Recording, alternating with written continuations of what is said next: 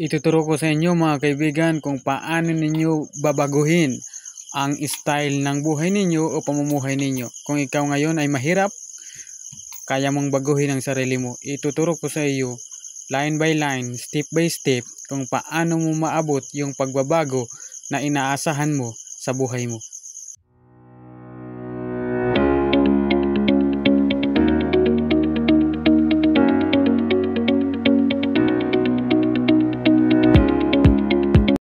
Sa pagtatayo mo sa iyong bagong pagkatao na gusto mo, ang Diyos ay mayroong bahagi para maabot mo ito.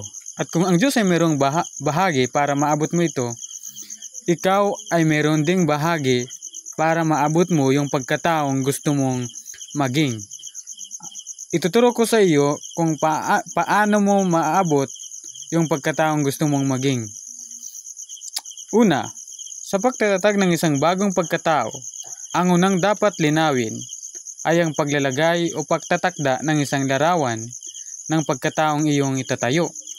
Ibig sabihin mga kaibigan, magtakda ka ng isang pagkataong nais mong itayo o pagkataong nais mong itatag.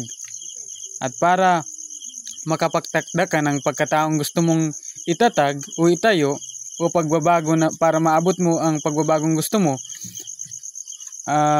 dapat mong pakinggan itong sasabihin ko sa iyo. Una, dapat alam mo kung anong uri ng pagkatao ang gusto mong maging. Anong pag-uugali ang aakma sa pagkataong gusto mong maging. At dapat alam mo kung paano ka talaga dapat makipag-ugnayan sa mga tao. Kaugnay po sa pagkataong gusto mong maging. At tandaan natin to mga kaibigan. Anong alaala ang nais mong iwan sa daigdig na ito? Ano ang gusto mong maging? Ano yung kakayahan na gusto mong gawin? Ano ang gusto mong paghusayin na kakayahan? At mag-focus ka dyan. Alamin mo ito at paghusayin mo yung kakayahan na ito. Alamin ang iyong pagkatawag. Dapat alam mo yung kakayahan mo kung saan ka mahusay. Alam mo kung ano ang dapat mong gawin. Dapat alam mo yan. At pagkatapos, isipin mo kung anong uri ng pagkatao ang babagay o aakma sa kakayahan na gusto mong paghusayin. Kung gusto mong mag-business, dapat marunong kang mag-compute, magsulat. Dapat marunong ka sa mathematics.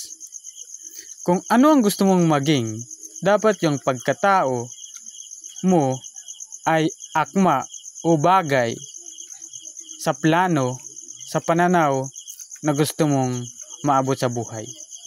Upang magkaroon ka ng bagong ikaw, kinakailangan mong magkaroon ng kaisipan para sa isang sinasadyang pagbabago. Kailangan nating sadyaing baguhin yung ating buhay, yung ating pag-uugali na aakma sa kakayahan o sa pananaw na gusto nating maabot mga kaibigan. Ibig kong sabihin dito ay sadyain nating baguhin yung ating pag-uugali, sadyain nating piliin kung ano-ano ang dapat na ugali na babagay o aakma sa pananaw na gusto nating maabot sa buhay. Mga kaibigan, hinahamon ko po kayo na maglaan po kayo ng panahon sa pag-iisip at pagsusuri sa iyong sarili. Pwede kang mag-isip ng ako ba ay nag-iisip at nagsasalita pa rin ng naaayon sa aking pananaw? Ako ba ay tumutugon ng tama sa mga pangit na nangyayari sa aking paligid sa araw-araw? Tama ba ang aking mga pinapahalagahan sa ngayon? Dapat mong suriin ang iyong sarili. Dapat wasakin ang lahat ng mga kaisipan na nagdala at nagpapanatili sa iyo sa pangit na kinaroroonan mo ngayon. Tukuyin ang mga kaisipang ito at na nagsisilbing mga ugat. Magkaroon ng intensyonal na paglalagay o pagpapalit ng bago. Sadyaing makipag-usap ng malimit sa mga taong may lumalagong buhay. Sila ay mga taong pinaghuhugutan mo ng lakas at sila ay humahamon sa iyong pag-iisip na gagawin mo kahit sa tingin mo ay lampas sa iyong kakayahan.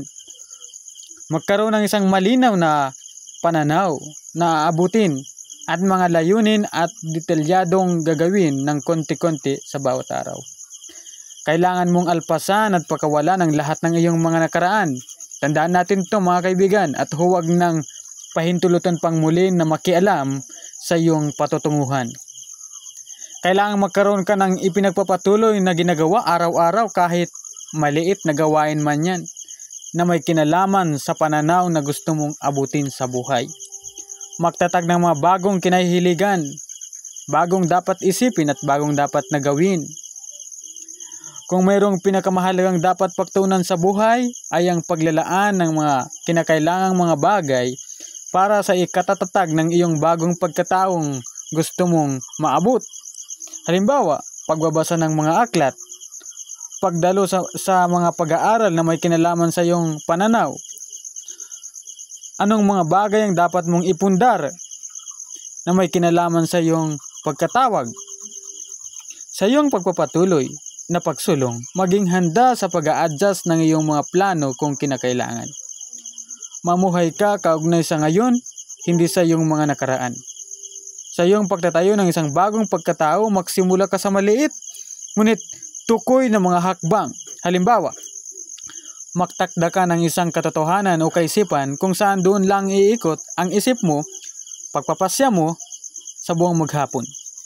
Magtakda ka ng mga hakbang ng kung papaano mo aabutin ang iyong pananaw at gawin mo ang maliliit na mga kagawiang ito sa araw-araw. Ang paggawa ng mga gawaing may kaugnayan sa gawain mo ay pagpupundar ng bagong mga kinahihiligan o ikot ng mga gawain sa araw-araw ng buhay mo. Muli maraming salamat po sa inyong pagkikinig at panonood sa video na ito.